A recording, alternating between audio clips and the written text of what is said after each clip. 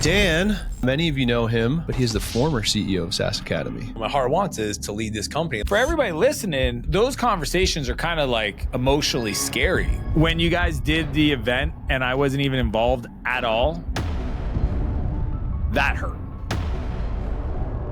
I was like, son of a... I'm Johnny Page, I'm Matt Verlaque. and this is the SaaS Academy Podcast.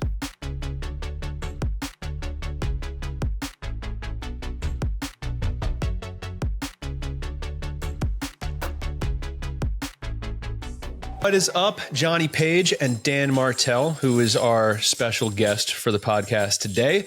Dan, many of you know him, but he is the former CEO of SaaS Academy, which is a little weird to say out loud because I think that's the first time we've ever said that out loud. And obviously we're going to talk about why that is. Nobody told me. I mean, that's kind of crazy. Yeah, no, we like to work in public. So newsflash, we're going to make some changes around here. All right, I got fired. That's crazy. Okay. Crazy. Yeah, we stole back your time, man. It's totally new paradigm, dude. It's crazy. That's my next crazy. book. Yeah, there you go. How to get your time stolen. So look, here's the deal, right? We're going to talk about what that means and what we're getting into here. But I actually want to wind it back to start this off. Back to a hike that the three of us went on in September of 2022. So roughly a year and a half ago from the time we're shooting this content. And we talked a lot about our vision. So like, Dan, do you remember the hike we're talking about? It was in your backyard, basically. You remember what we were talking about? Like, what's your recollection of that? I do remember because we went to the coffee shop right after to kind of make it real. Yeah. But and I know it wasn't that hike, Johnny. I almost killed you or the rest of the team, but it was that hike just on a different day. But I know very well where I brought you guys because it's a little sketch. And yeah, I mean the way I lead teams, I had a simple question: where do you want to be in 5 years? And I asked you both to ask that question, and it was cool because I even remember both of you said out loud what you may have never verbalized, but it was cool because you could hear each other's, because you guys, even your working relationship was somewhat new. You guys kind of got on the same page. It's like, oh, wow, I didn't know you felt that way. I didn't know you want to do that. It's like, okay, cool. And yeah, that was the first time, I think, not the first time I heard it per se, but maybe just said with such conviction that Johnny, you thought, like, I want to be CEO of this company. I know I've got what it takes. At the time, were you leading CS or revenue at the time? I think it was right after we transitioned to leading the revenue. Yeah, it was like fairly new. Yeah.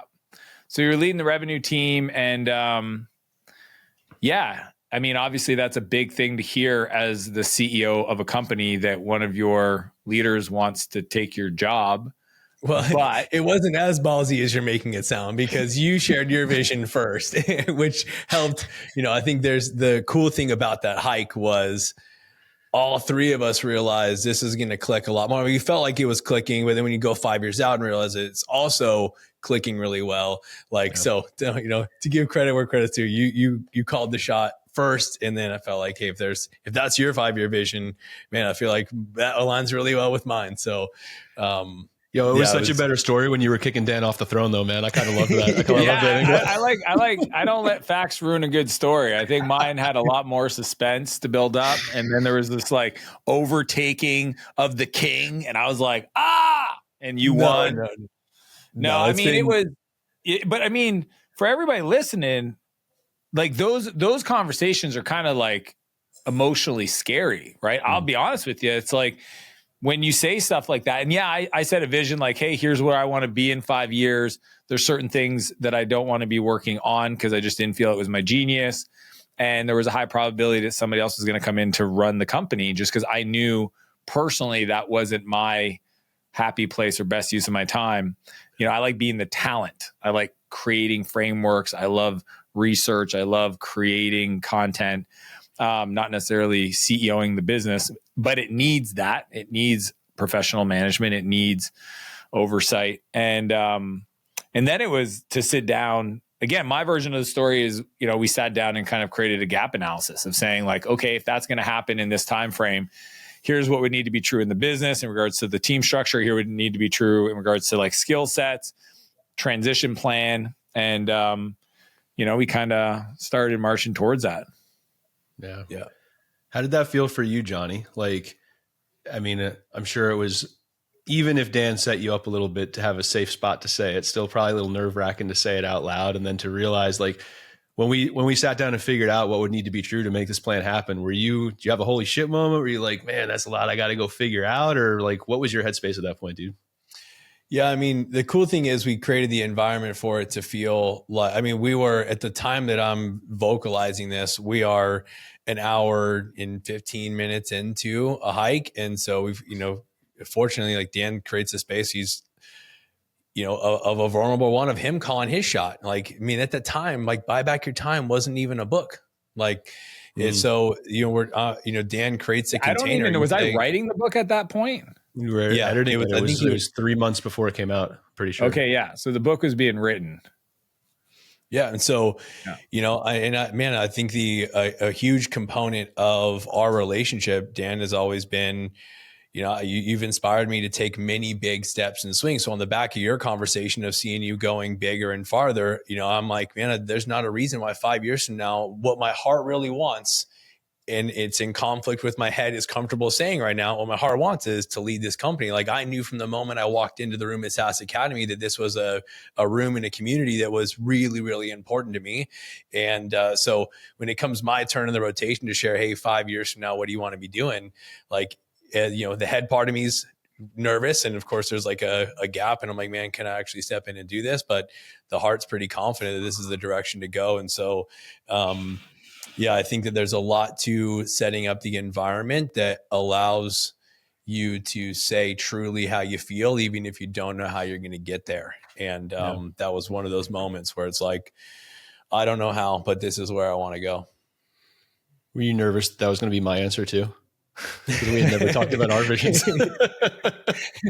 I don't know. I can't remember the order in which I know that Dan went first, but I remember learning a lot to Dan's point, like I learned a lot about where you wanted to go and what was important to you in that conversation. And I was also pretty confident that if that's what we both wanted, we'd figure it out. But fortunately it was, there's a cool metaphor of us. Like, we spend the time walking up the mountain, as we walking down and we go down to the coffee shop, we kind of go from like 10,000 foot view of where do we want to be 5 years down into the tactical of mapping out a 16-month plan to get where we, that next milestone of making that transition. So no, I wasn't too scared of it, but it was cool how aligned we were at the end of that conversation.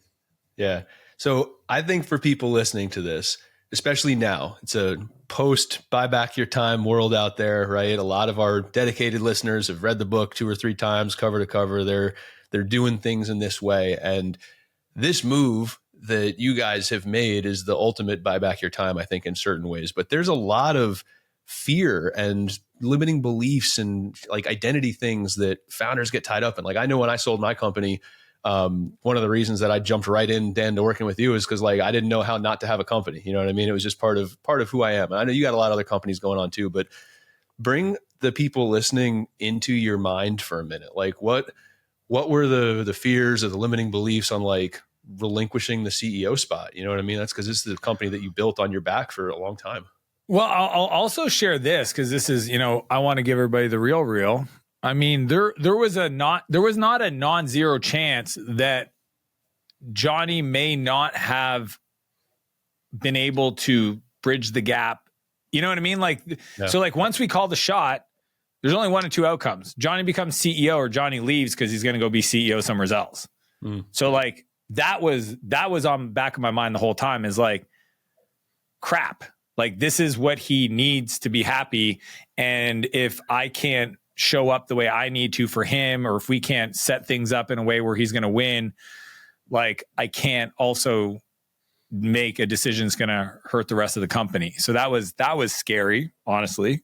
It didn't take long for me to kind of settle in. I mean, once you kind of like really, we redesigned the RevOps team and watch you kind of step up, and essentially over the 16 months, it was like, can you take this over, take this over, take this over? And Matt, you stepped up in a big way as COO. And yeah, I mean, I remember there was some weeks I was like, what am I really doing right now? I was working on product and some other stuff, but I think that what I had to learn was to trust.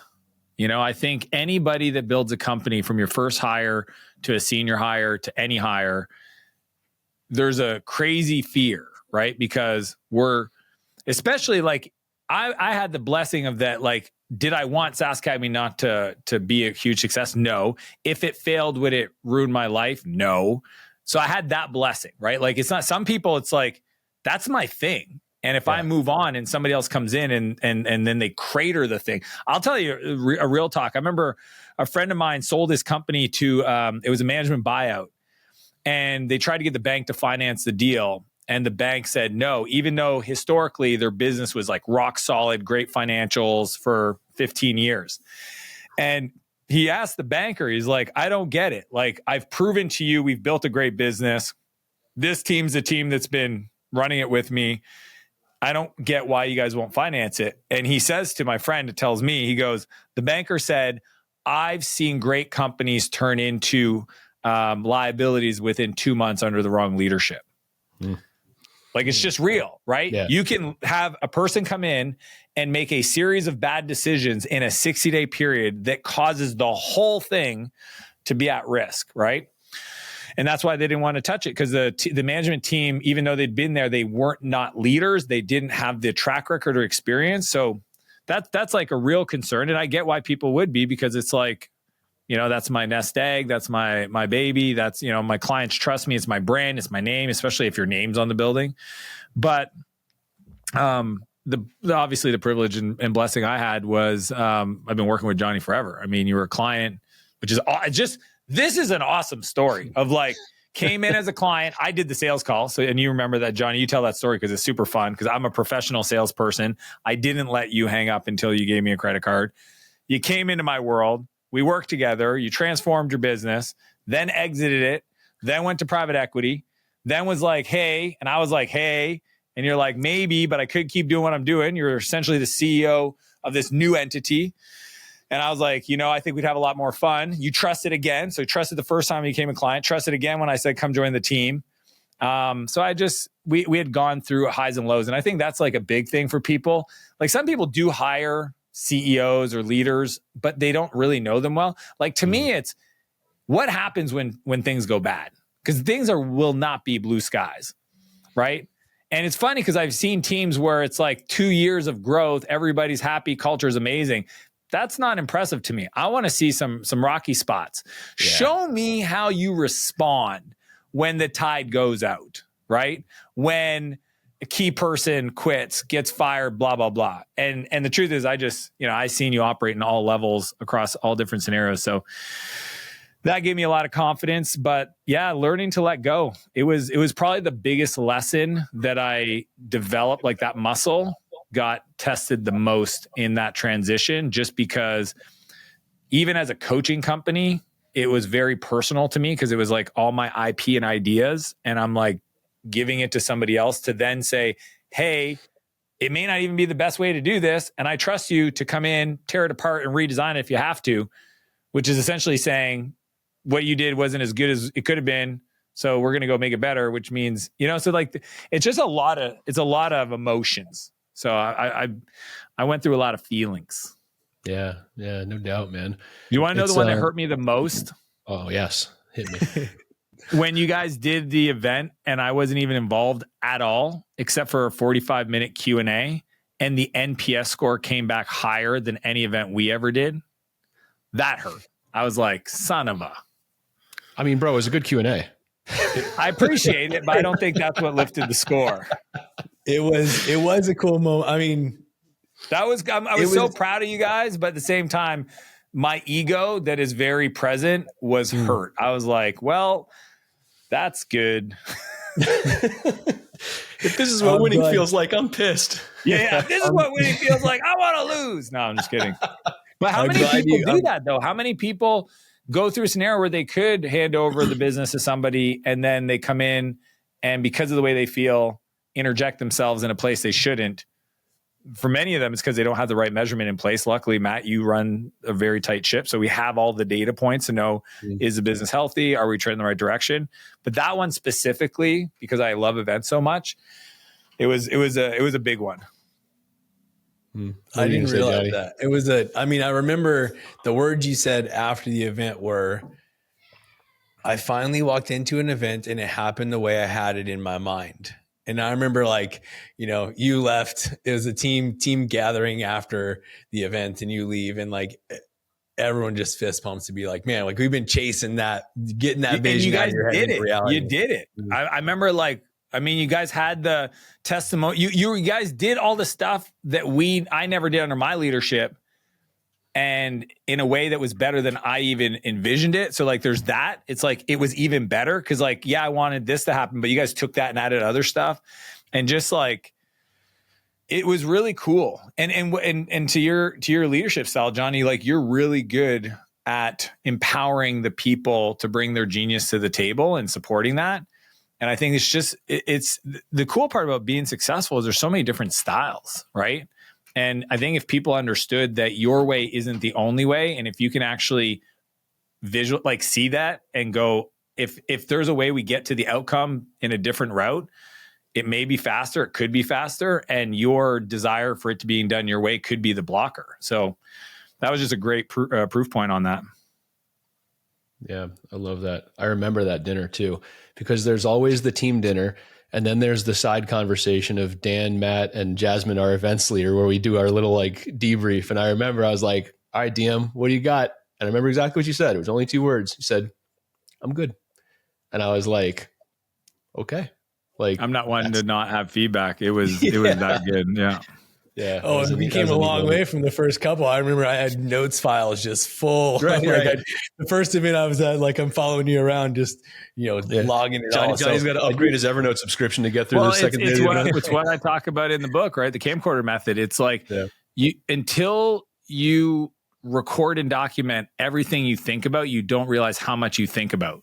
Mm-hmm. Those little tiny details about speaker prep to placement on a stage to flow of energy to the MC to, events are probably the thing that has the most dynamic components to it, that especially if you're somebody like me that cares so much about product and because I'm a consumer, I pay to go to events. So I've seen world class. And so knowing what we could do or what we've done in the past and seeing it degrade for a little, 1 or 2 events, and not bad, but just realizing we didn't document it, it wasn't systematized was pretty, it was scary. And then I just, again, trusted the talent and learned to let go without going crazy. And that's what happened.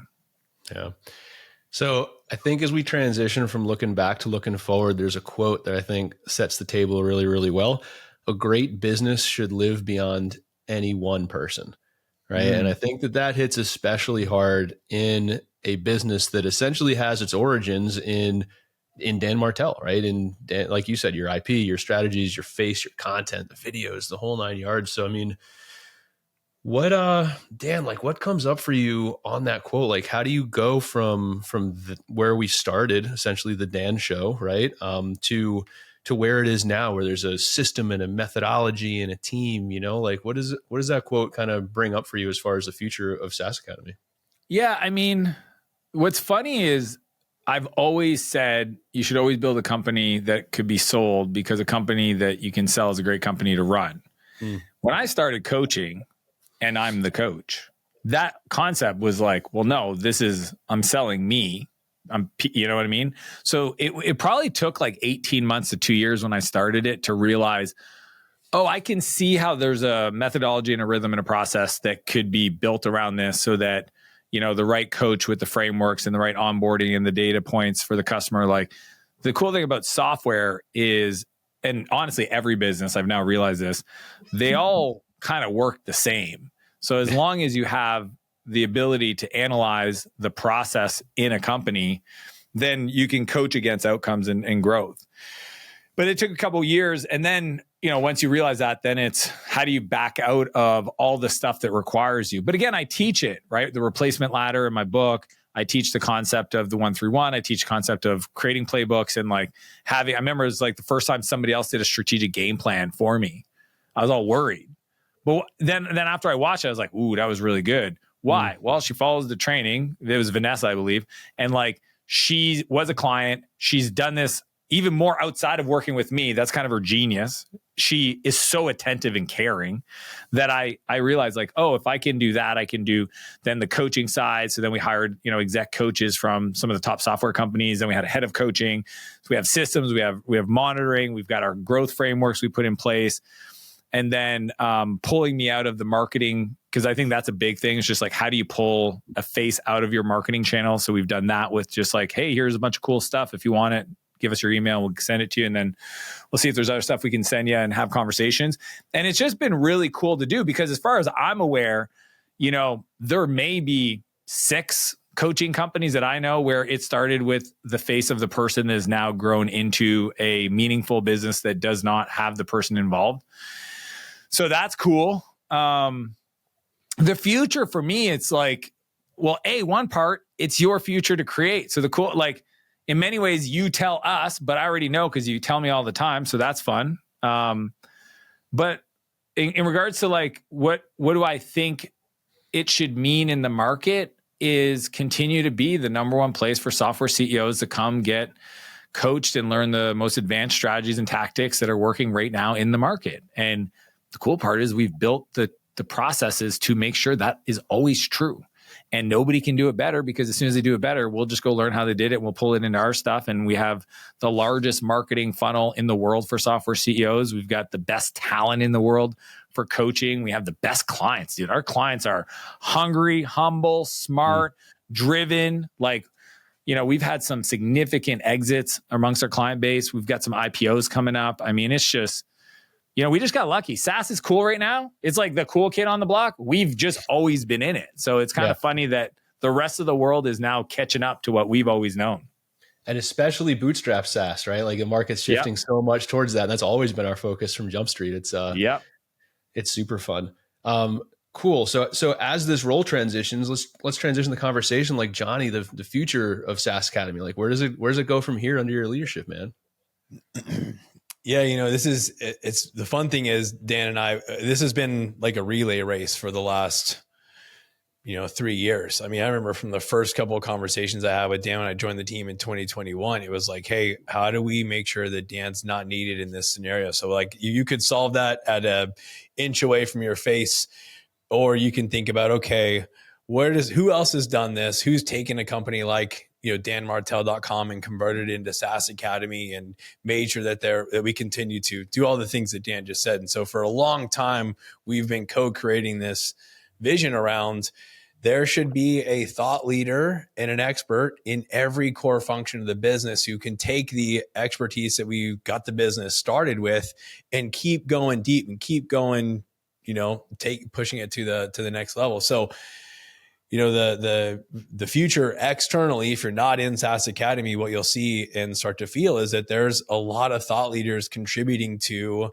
coaching the founders in our programs, right? On every core function of the business. And we have the best of the best in sales leadership and coaching and marketing and customer success, finance. Like it looks like by committee, taking the curriculum and methodologies of SaaS Academy and continuing to develop them and simplify. It's funny, the first 4 or 5 years, it is, training by volume. Like if there was a topic that a founder was struggling with, like we found the solutions and taught on it.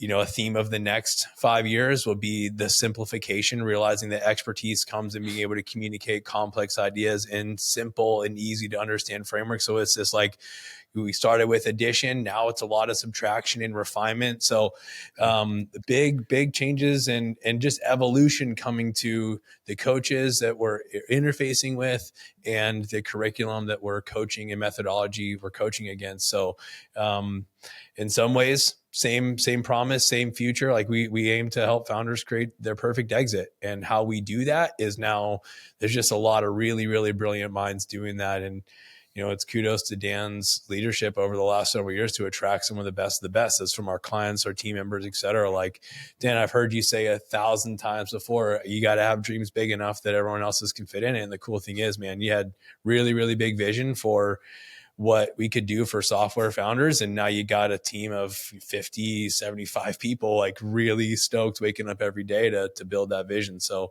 very bright future ahead. Yeah, but on that, Johnny, like even the talent that we've been able to pull in, right? Like the other thought leaders out there, because we have a vision that's so big, they can leverage our momentum, right? And like that's where like there's even this concept of like, you receive what you desire for others, right? And I desire other people to win. I desire other people to get wealthy. I desire other people to be successful.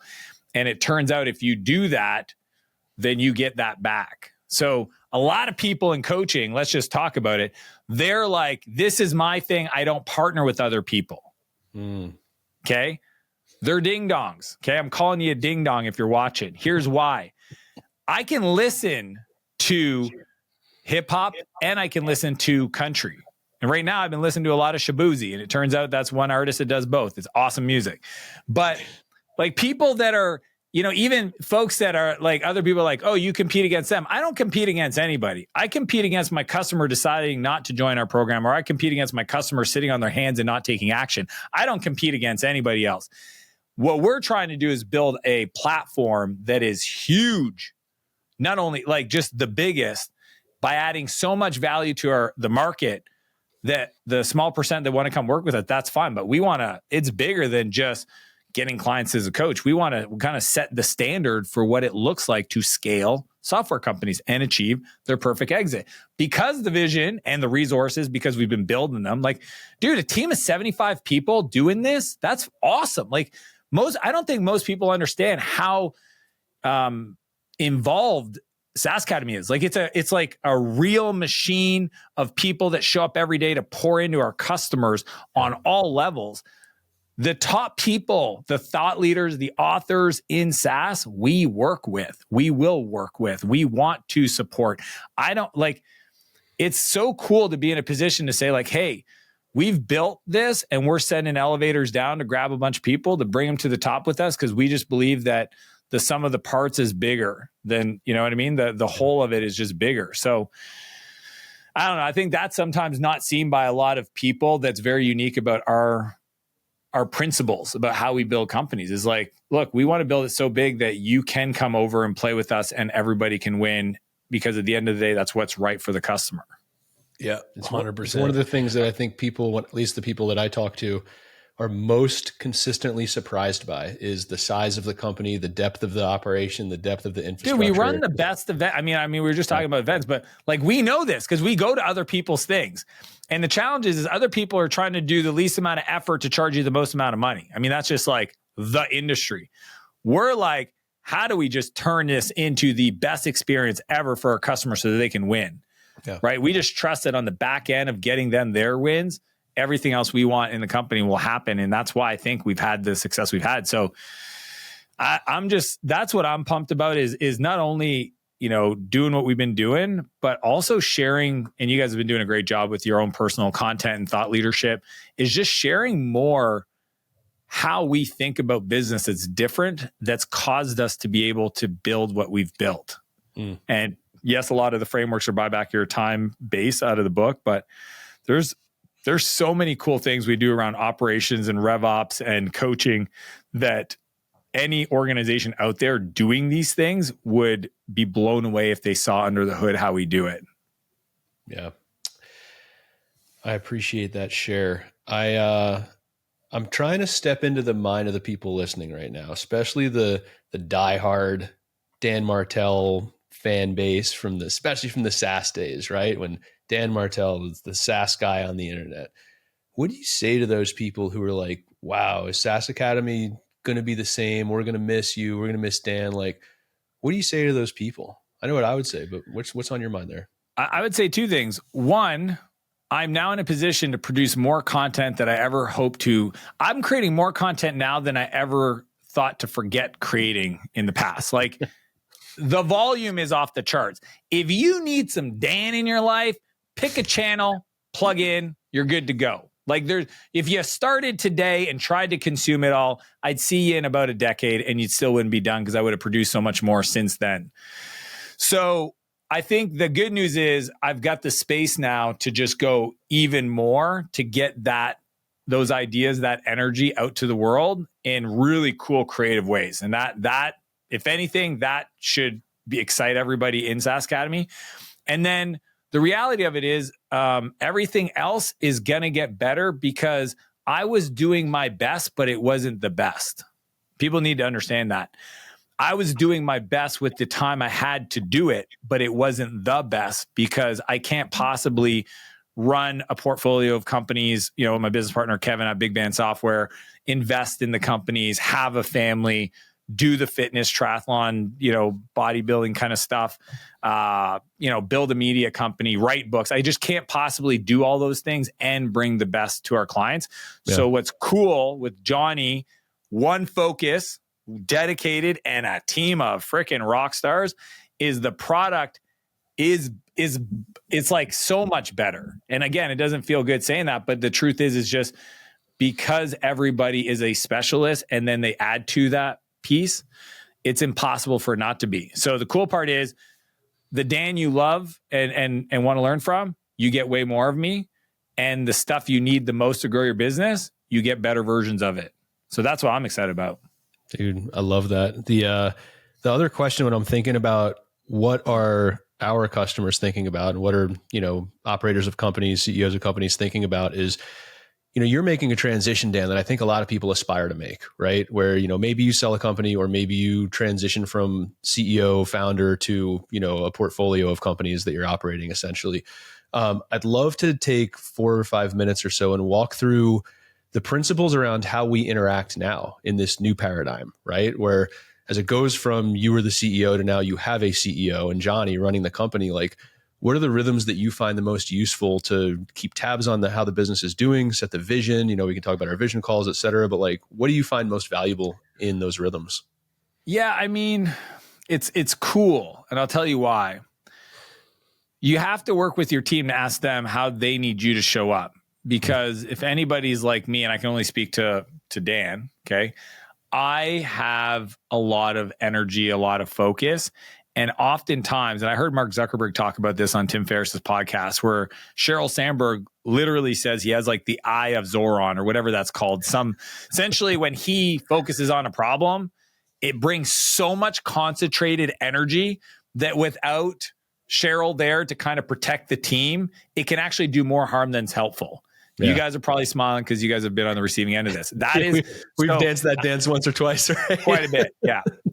So what's been fun for me is figuring out what meetings or what conversations we should be having and what's the frequency. So I feel like there's time to digest and metabolize and still allow me to do what I do best, which now it's very much relationships and very high level strategy.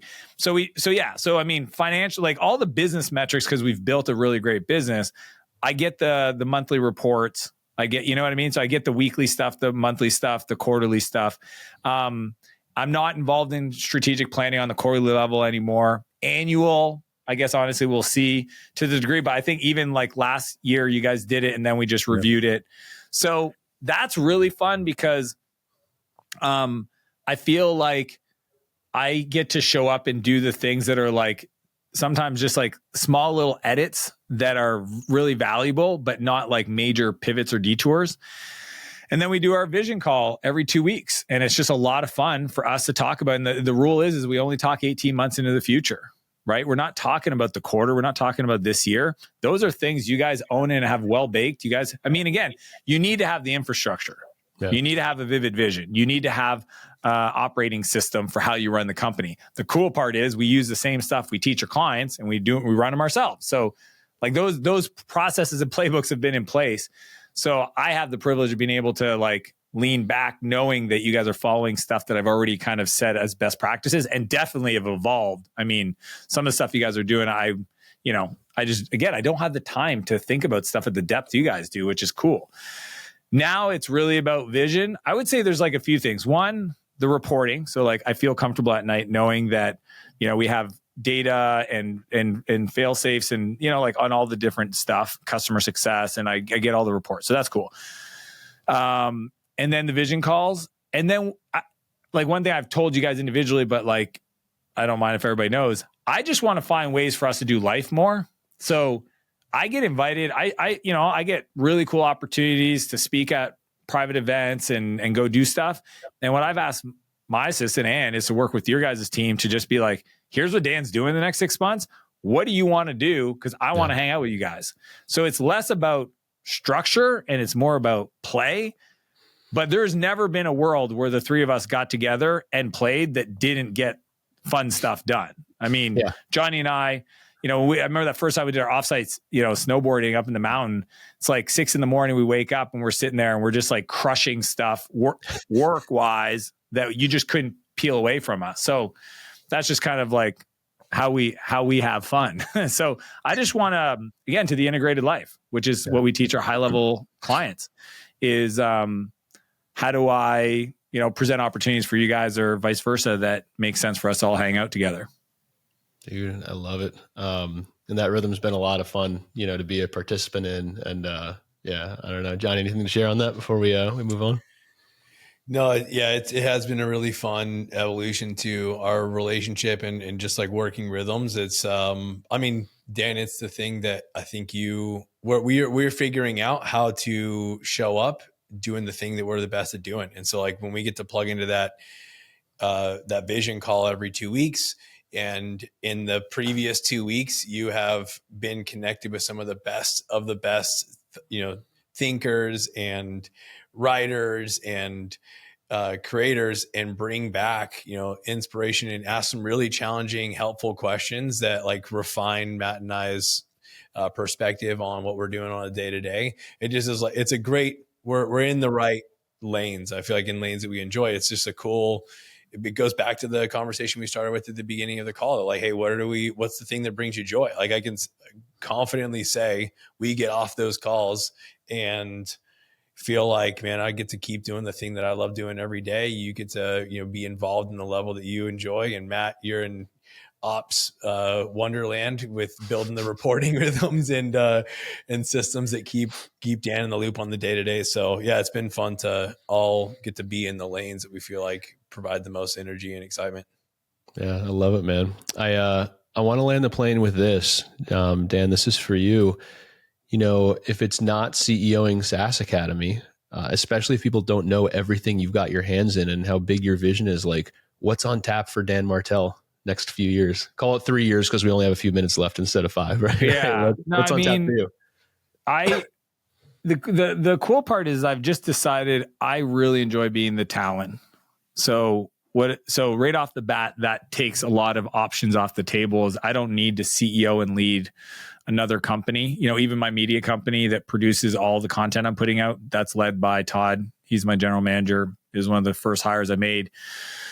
And, him and Sam, my creative director and our head of revenue, they run everything. And do this, say this. And it's kind of fun. And I just like that. I like going through life saying, here are my priorities and things that I would enjoy doing. Here's all these people that need my time. Like you guys reach, you know what I mean? And then through that, there's negotiations and here's what my life looks like.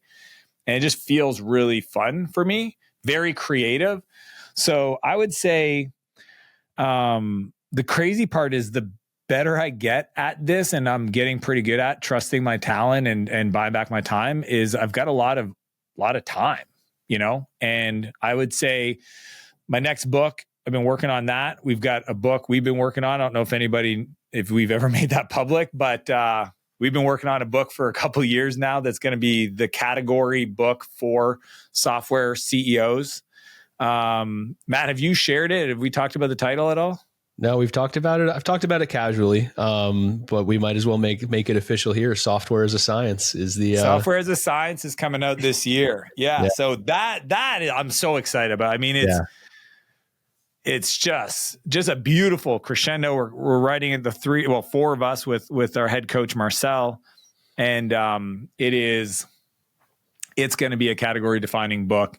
Yeah. And then I've been starting working on my next book that's going to come out only in 2026. Cause I'm really, I want to write another book that's going to add as much value as I can. And I'm the kind of guy that I like to workshop ideas and really stress test things for a while on these unique concepts that I teach. The media stuff is I guess first and foremost for the next 12 months for me, just like working with the team, making sure that they get what they need out of me to be able to hit their goals and dreams, which so far so freaking awesome. It's blown my mind. I mean, Buy Back Your Time 2 days ago was the #1 book on small business across Amazon, number 27 across all books on Amazon. Damn. And there's no sign that that's not going to continue to be the case. So that's kind of crazy. I mean, when you talk, I mean, you guys know just the level of celebrities and high level people and influencers that are reaching out, wanting to do something together has just been really, I'm in awe every time it happens, and it's super cool. But I think there's a world where, I've got, we buy companies with big man software. We coach software CEOs with SaaS Academy. There's a world where I think I start, getting more involved in a portfolio of companies in software for sure, because that's my jam, my happy place. So how that looks, undecided, TBD. My rule is strong opinions loosely held. Like, I'll charge really hard towards a destination and quickly change my mind if I feel like I've learned some new information. But I just don't see a world where that's not the case. I just love business and creating content. So I want to be close to the incubation business stuff so I can show how it's built. Because it's one thing to show everybody like, hey, look, this is what a coaching company with 75 people and this size of revenue and clients looks like. But it's cooler to show like, hey, this is what it really looked like at the beginning. And it's super not that impressive. Like, I saw a video the other day of the first day of Salesforce.com. I don't know if you guys saw this. It was like the three co-founders. Mark Benioff rented an apartment next to his apartment in a neighborhood in San Francisco. And it was the three co-founders plus Mark, and his mom was there. And it's like, it's literally an apartment. There's no furniture. And they're talking about this thing they're going to build. It's like 1996. And I just think that's cool. And what if we could bring, storytelling to that? And then I also do a lot of stuff with troubled youth. That's actually, I forgot. That's now though. That's now. Like every Friday now we do youth club at the studio.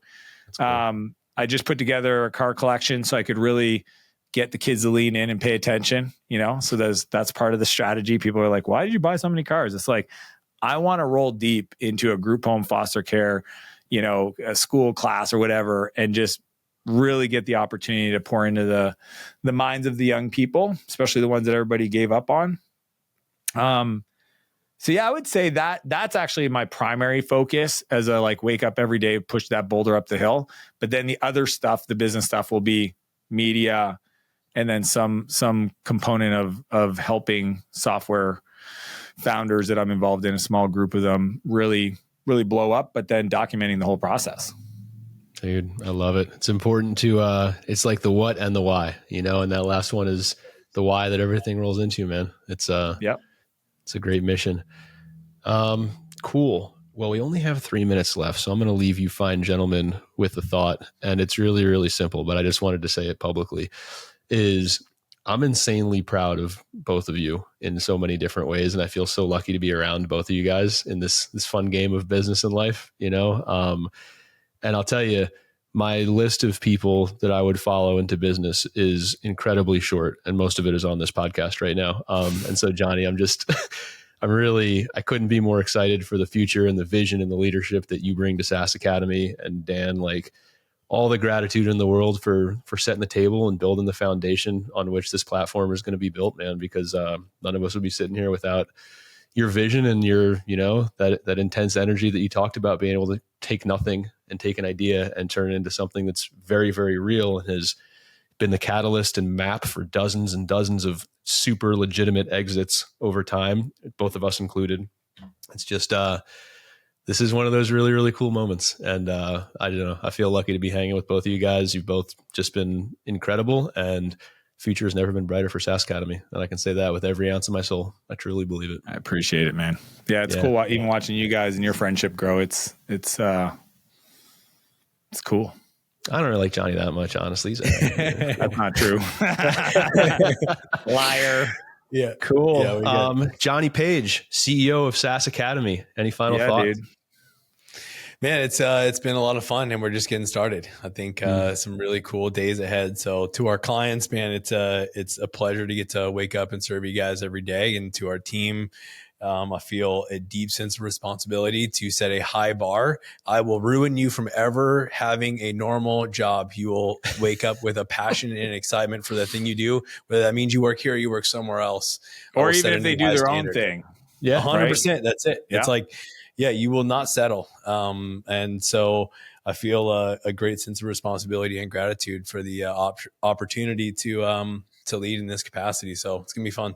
I'm excited. Thanks, Matt. Yeah, man, you're the right guy for it. Earned. That's the word. Earned. Yeah. And just so everybody knows, this has been going like, it's about time we let the world know, because this has been in the works for 6 months. I mean, it's kind of funny. Like most people knew internally, we just wanted to, we had to, button up some stuff. So it's kind of nice to get it finally out there, but nobody will notice any difference because you've been running the company now for a while, Johnny. Yeah. That's the right way to do it. It shouldn't be a big bet at this point when you're telling the world. No, right? Everybody can be like, yeah, we knew. I mean, no, it's all good. Yeah. Cool. Yeah. Rock and roll. Appreciate you guys. Yeah. Cool. Appreciate you all. Thanks, Dan. Talk soon.